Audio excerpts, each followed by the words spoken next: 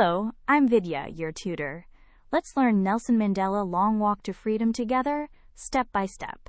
Today we read an extract from Long Walk to Freedom, the autobiography of Nelson Mandela. It describes the historic day when South Africa became free from apartheid and Mandela took oath as the country's first black president. On the 10th of May, 1994, a grand inauguration ceremony is held in Pretoria. Leaders and dignitaries from around the world attend. Nelson Mandela takes the oath of office, marking the birth of a free, democratic South Africa after centuries of injustice. In his speech, Mandela honors the countless heroes who sacrificed for freedom. He says courage is not the absence of fear, but the triumph over it. He believes that no one is born hating another person. Hatred is learned, and so love can also be learned. Mandela stands as a symbol of courage and forgiveness. He speaks for the millions who suffered under apartheid. He even sees the oppressors as victims, robbed of their humanity by a cruel system. He fought for the freedom of both the oppressed and the oppressor.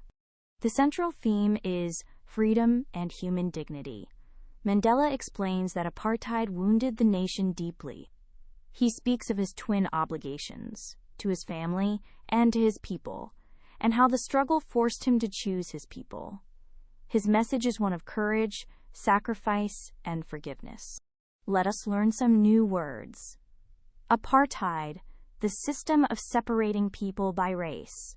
Inauguration, the ceremony of taking office.